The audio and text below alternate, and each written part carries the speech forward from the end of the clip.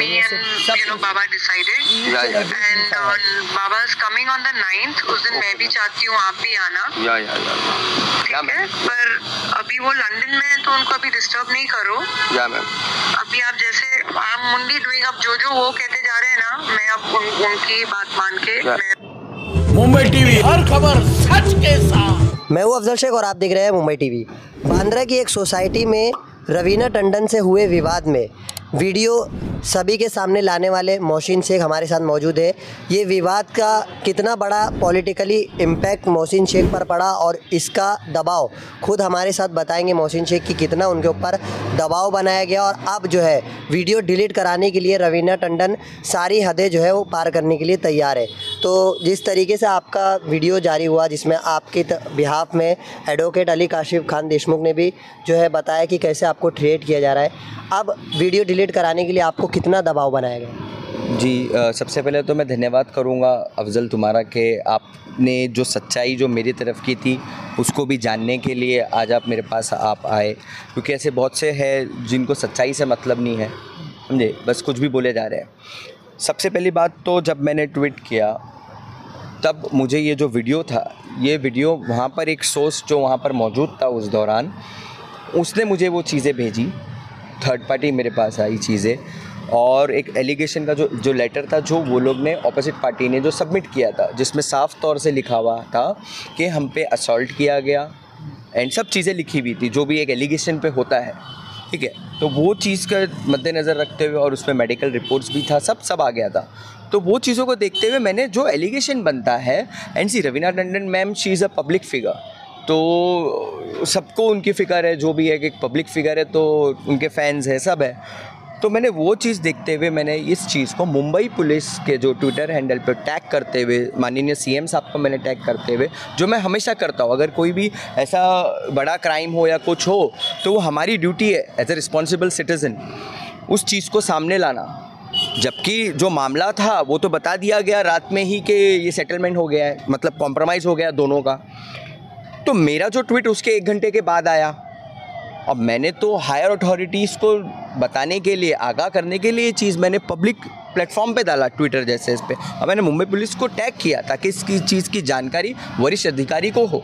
वरिष्ठ अधिकारियों ने वीडियो जारी करके ये भी बताया कि आपका जो मामला तो फर्जी था। हाँ, बाद में बताया ना वो चीज़, मैं आपको वही तो कनेक्ट कर रहा हूँ, जो एलिगेशन वाला जो हुआ उसके बाद में फिर सुबह मुझे एक पॉलिटिशियन का फ़ोन आता है, वेल नोन पॉलिटिशियन जी का मुझे फ़ोन आता है, जो हमारे जानने पहचानने वाले हैं उनका मुझे फ़ोन आता है। तो वो कहते हैं कि आइए, बोले ऑफिस पे आप मुझे मिलिए और ऐसा है, मुझे भी जगह से फ़ोन आया है दिल्ली से, एंड बहुत अपसेट है रवीना, ये वो आपने जो डाला है अच्छा नहीं है, आपके ऊपर भी केस हो जाएगा। बोले सीपी साहब को हम लोग बोलने वाले हैं, या जो मुझे फ़ोन आया वो बोलेंगे ये सब चीज़ें बोल के। और उन्होंने बोला फिर आप आइए इतने बजे मेरी ऑफिस पे, मैं आपको रवीना से मिला था और रवीना भी आपको मिलना चाहती है, और जो है उसका क्या कहना है इसमें, वो कैसे इस चीज़ में उस पर कैसा असॉल्ट हुआ, तो आप उनका भी वर्जन सुनिए, उनका क्या कहना वो सुनिए। तो मैंने बोला ठीक है सर, मैं चलता हूँ फिर आपके साथ। फिर मैं उनके साथ में उनकी प्रेजेंस में उनके घर पे गया। रवीना जी ने मुझसे बात किया, पूरा नरेशन किया, उन्होंने बताया कि उन्होंने फ़ोटो मुझको बताई, शेयर किया कि मुझे ऐसा इधर लगा था, ये था, और उन्होंने अपनी साइड बताई। तो मैंने उनका फैक्ट जान के, और फिर तभी मुंबई पुलिस ने एक प्रेस रिलीज़ किया था कि ये जो गाड़ी जो थी उनको कहीं भी लगी नहीं, ऑपोजिट पार्टी के जो भी था। और जहाँ तक मेरे ट्वीट की बात है, मैंने ट्वीट में तो मेंशन ही नहीं किया कि गाड़ी लगी या ये लोग ने किया, मैंने तो एलिगेशन बताया कि इनका झगड़ा हुआ है और ऐसा आरोप ये लोग ने लगाए हैं, ठीक है। मैंने आरोप के तौर पे बताया और मैंने गाड़ी का नहीं बताया, ठीक है। उसके बाद मैं उनको बताया और फिर मैंने बोला ओके मैम मेरे सामने ही बैठे थे, बाजू में बैठे थे, उन्होंने देखा। फिर मैंने वहाँ ही पर बैठ के मुंबई पुलिस का जो फैक्ट था वो लेके उनके सामने ही मैंने सेकंड ट्वीट उनके पास उधर बैठ के मैंने ट्वीट किया, और उनके हस्बैंड भी वहाँ पर मौजूद थे और वो पॉलिटिशियन जी भी वहाँ पर मौजूद थे। तो बहुत वो खुश हो गई, उन्होंने देखा यस कि आपने मेरी भी जो साइड थी, मेरी भी जो तरफ का जो सच्चाई थी, आपने वो भी तुरंत आपने दिखाया। तो मैंने जो सेकंड ट्वीट किया था वहाँ पर बात ख़त्म हो गई। फिर उन्होंने मेरे साथ में सेल्फ़ी लिया और शी वॉज़ हैप्पी। फिर उसके दूसरे दिन मुझे उनका सामने से फ़ोन आता है कि आप मुझे जो वीडियोस है, एक मिनट देखिए, ये फ़ोटो देखिए आप, सेल्फ़ी उन्होंने अपने हाथ से ही मोबाइल से ले रहे हैं मेरा, जो उनका नरेशन जो था वो मैंने डाला। उसके बाद में मुझे दूसरे दिन फ़ोन आता है कि जो भी आपके पास एविडेंस है, जो आपको जहाँ से भी आपको रिसीव हुआ है, आप ज़रा मेरी हेल्प करिए, वो मुझे पुलिस को देना है, पुलिस ये चीज़ को चाहिए पुलिस को। तो मैंने दे दिया उनको तुरंत, और उन्होंने ही सामने से व्हाट्सअप किया, सामने से मुझे कॉल किया, जो कि मेरे पास पूरा ईच एंड एवरी कन्वर्सेशन मेरे पास पूरा ऑन रिकॉर्ड पे है, ठीक है। उसके बाद में फिर मुझे बोलने लगे कि आप ये ट्वीट डिलीट करो। मैंने बोला मैम देखो, ये फर्स्ट एविडेंस होता है प्राइमा फेसी, और मैंने मुंबई पुलिस को इस चीज़ की जानकारी, उनको टैग करके मैंने ये चीज़ उनकी जानकारी में लाई, ताकि ये चीज़ का उनको नोट हो कि ये ऐसा इंसिडेंट एक एक नोन फेस है इंडिया का, जो जिनके साथ में ऐसा हुआ है। तो मैं बोला वो एविडेंस मैं प्राइमा फेसी नहीं डिलीट कर सकता, इट्स अ डिलीट, एविडेंस को डिलीट करने का मुझ पर एक्शन हो सकता है। तो मैंने बोला मैम मैंने तो दोनों साइड दिखाई, जो एलिगेशन वाला तो भी दिखाया और ये भी दिखाया। अब वो तो मुंबई पुलिस ने जो फैक्ट चेक करके उन्होंने भी अपना प्रेस रिलीज़ किया, तो मैंने दोनों साइड दिखाया। अब मुझ में समझ में नहीं आ रहा है कि वो कह रहे हैं कि मैंने उनको डिफेम किया। मैंने कैसे उनको डिफेम किया? पूरे न्यूज़ चैनल ने उस चीज़ को मेरे ट्वीट से उठा के वो चीज़ों को अपने अपने इस पर दिखाया, वो लोग ने भी एलिगेशन करके दिखाया। अब मुझे समझ में नहीं आ रहा है कि सिर्फ उनको मेरे ही ट्वीट से क्या प्रॉब्लम इतना हो गया। उनकी काफ़ी छवि भी बदनाम हुई है, और 100 करोड़ का उन्होंने डेफेमेशन दिया है। जी 100 करोड़ का उन्होंने मुझे डेफिनेशन दिया है, वो तो मैं कोर्ट में देखूंगा। मेरे जो एडवोकेट है Ali Kashif Khan is there with me, और उन्हीं के कहने पे मैंने वो चीज़ डिलीट नहीं किया ना, मैंने ट्वीट कि तुम अगर ट्वीट डिलीट करोगे वो डिस्ट्रॉय ऑफ एविडेंस होगा। मैंने बोला जी उनको अगर मेरे पे डिफर्मेशन करना है, जो भी करना है, let her do, that is her choice, मेरा भी राइट्स है। अगर मैं ट्वीट डिलीट कर देता तो लोगों में नेगेटिविटी नहीं चाहती थी कि मोहसिन शेख ने क्यों ट्वीट डिलीट किया, इसके पीछे का राज क्या है। अच्छा, जैसे ये ट्वीट का जो मामला चल रहा है, इस बीच रवीना टंडन का जो ट्वीट था और मुंबई पुलिस का जो सीसीटीवी था, वो कहीं से ऐसा नहीं दिख रहा था कि उस दरमियान विवाद हुआ है। तो विवाद हुआ कहाँ था? जी मैं आपको बताता हूँ, जो मेन तो विवाद तो उनके जो बंगले का पैसेज है वहाँ पे हुआ था। तो उसका सीसीटीवी क्यों नहीं आप देख? मैं वही कह रहा हूँ, उसका सीसीटीवी फुटेज किधर है? अब हमारे एडवोकेट हैं, उन्होंने कहा है कि हम लोग उसकी भी जानकारी मांगेंगे। ऐसा भी तो हो सकता है कि वो कुछ विवाद बढ़ाने के लिए कर रहे होंगे, हालांकि आप भी शायद उन्हें बचपन से ही देखते होंगे, वो भी बड़ी एक्ट्रेस है। Yes. आपको भी करना अच्छा नहीं हो रहा होगा कि अभी तक उनका नहीं देखिए कैसा था, मैंने दोनों बाजू दिखाया, मेरा काम था दोनों चीज़ दिखाना। अब वो पुलिस ने फर्स्ट पार्टी का देखा तो उनको ये पुलिस ने जारी किया कि ये फॉल्स है वगैरह है वो जो भी, बट उनका भी मेडिकल रिपोर्ट मेरे पास है, जो उन्होंने बाबा हॉस्पिटल में जाके करवाया वो भी मेडिकल रिपोर्ट है, उनका लिखा हुआ लेटर है मेरे पास में, मैं आपको वो भी दिखा देता हूं। नशे की हालत में थी या नहीं? नहीं वो मुझे पता नहीं, अब उनका मेडिकल पुलिस ने किया तो वो अब वही जानते हैं, वो तो चीज़ मेरे पास आई नहीं उनका मेडिकल रिपोर्ट का। बट हाँ कि वो जो अपोजिट पार्टी ने जो था, मुझे थर्ड पार्टी जो आया कि देखिए इन्होंने पूरा मेडिकल भी कराया है, मैं आपको मेडिकल भी दिखाता हूँ, और जो उनका जो फर्स्ट लेटर है वो भी मैं आपसे शेयर करूँगा, जो उन्होंने सबमिट करके पुलिस स्टेशन में दिया है, जो उन्होंने वो भी लेटर मैं आपको दिखाता हूँ। तो आप कनेक्टिविटी समझोगे, और हमारा तो कुछ रोल नहीं है भाई, हम तो जो चीज़ है जो लोगों में दिखाना है ताकि उसकी जानकारी डिपार्टमेंट तक जाए और उसके प्रति वो फिर अपना एक फैक्ट चेक करके उस चीज़ पर एक्शन ले। तो इसके दरमियान ये जो सारी चीज़ें शुरुआत हुई है, तो रवीना की तरफ से कितना आपको ट्वीट हो रहा है? ये जो लेटर था ये देखिए, ये मैं आपसे शेयर कर दूंगा लेटर भी जो उन्होंने दिया है, ये भी है, और ये रही सब मेडिकल रिपोर्ट्स तीनों लेडीज़ की, वो पुलिस अपने हिसाब से वो चीज़ की कर सकती है इन्वेस्टिगेशन। और मैं की तरफ से कितना ट्रेड? मैं आपको रिकॉर्डिंग सुनाता हूँ, फिर मुझे कॉल करते हैं, फिर वो कहते हैं कि मुझे देखो लंदन से कॉल आया था, मैं आपको पूरी रिकॉर्डिंग सुनाता हूँ, आप ज़रा सुनिए तो आपको सब कनेक्टिविटी समझ में आएगी कि वो मुझे क्यों प्रेशराइज करा रही है। और उन्होंने अपने मुंह से कहा कि वो किसके बोलने पे इंस्ट्रक्शंस लेके वो मुझे कह रही है कि आप ट्वीट डिलीट करो, आपके प्रति कोई एलिगेशन नहीं होगा। सुनिए आप।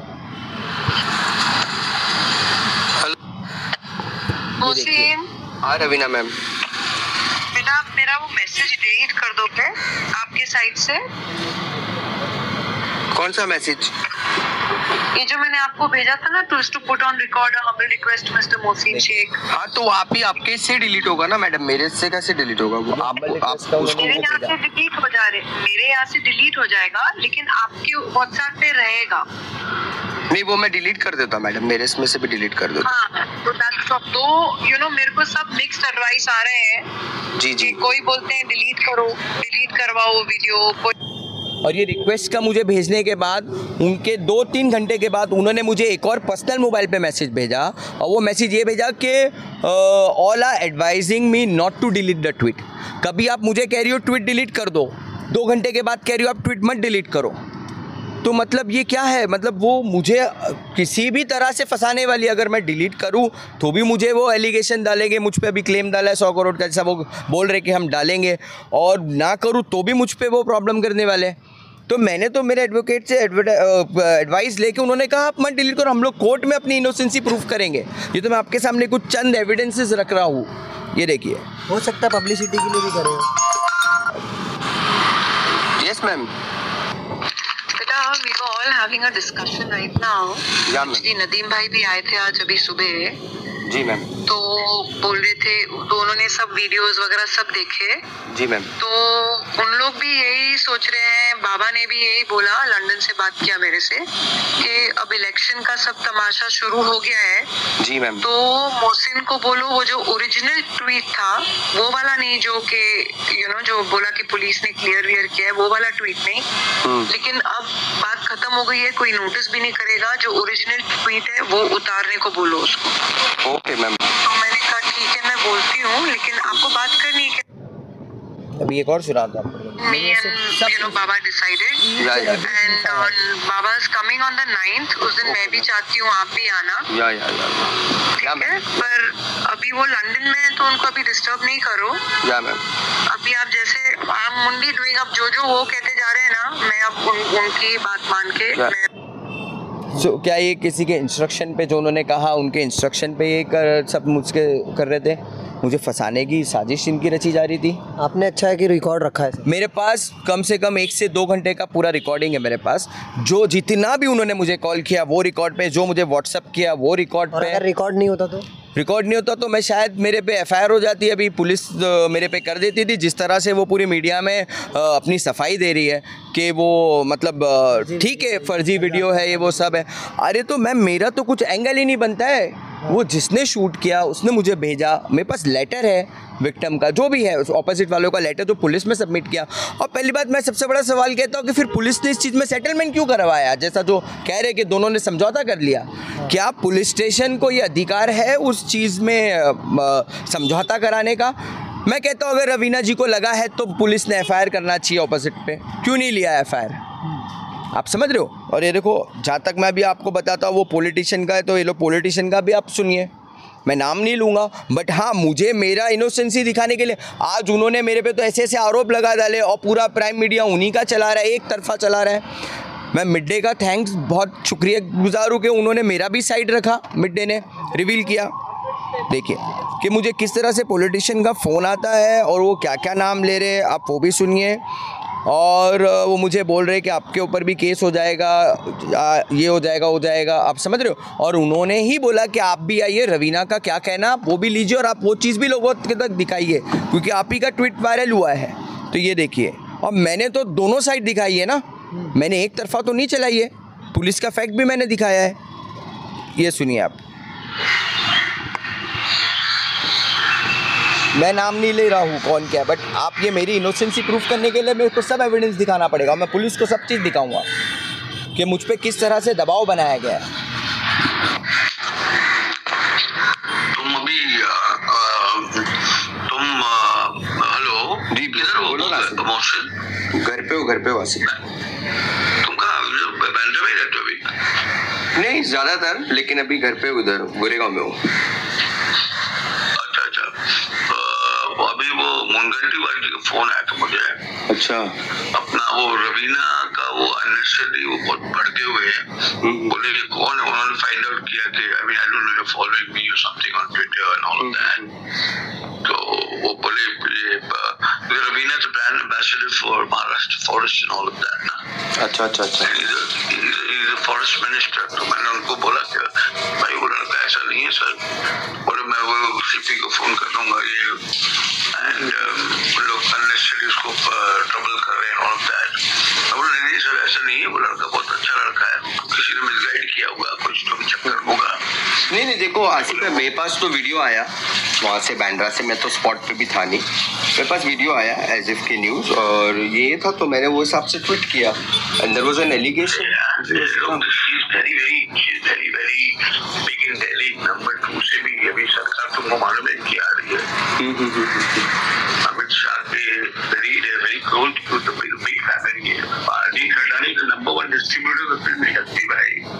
ओके, वो समझना चाहिए ना ये सब चीजें जरा, क्या होता है इससे अपना थोड़ा सा वो ये हो जाता है, अभी मैंने उसको ज्यादा, तो अभी उसको मैंने फोन किया, तो मेरे को उंगली वाले खुद का फोन आया, बोले कौन है, मैं अभी सीपी को लगाता हूँ पर्सनल बोले कौन लोग ऐसे ही इतने बड़े forest of Maharashtra no. Okay official ambassador all over India की। नहीं मैंने तो वो चीज ट्वीट करके तो छोड़ दिया आसिफ भाई, बाकी तो अपन ऐसा अपना कोई पर्सनल इन्वॉल्वमेंट है नहीं। मैंने तो बोला सर वो बहुत अच्छा करता है, मैं तो जानता हूँ बहुत बरसों से मेरे उसके संबंध। तो ये जो तमाम चीज़ें हो रही है अभी, जैसे तमाम लोगों का नाम आया है, तो उसके बाद आप जो है क्या करेंगे, क्या लीगल तरीके से? देखिए, अगर मैं तो मेरी सेफ्टी चाहता हूँ और मुझे अगर कुछ भी हुआ तो इसके whole and soul Raveena Tandon is responsible for it, कि मुझे तो मेंटल ट्रॉमा हुआ है, मुझे टॉर्चर किस तरह से मुझे थ्रेटन किया गया, पॉलिटिकली कॉन्टेक्स्ट उन्हें अपने यूज़ करके मुझे फ़ोन्स आए हैं सब है, और जो नाम ले रहे हैं वो, अगर मुझे कल को कुछ भी होता है, मेरी जान को जो भी अगर ख़तरा होता है या कुछ भी मुझ पर अटैक हुआ, तो उसकी ज़िम्मेदार रवीना टंडन जी है, और उनके जो पॉलिटिकल जो कॉन्टेक्ट्स है वो उस चीज़ के ज़िम्मेदार हो गए। मैं आपके सामने ऑन रिकॉर्ड कहता हूँ ये चीज़। और अगर हाँ, मुंबई पुलिस को अगर मेरे से कुछ भी एविडेंस जो भी चाहिए, मैं वो सब चीज़ देने को तैयार हूँ, और मैंने दोनों साइड दिखाई है, और मेरा ऐसा नहीं कि आई वॉज बीइंग अ बायस, मैंने दोनों बाजू दिखाई है।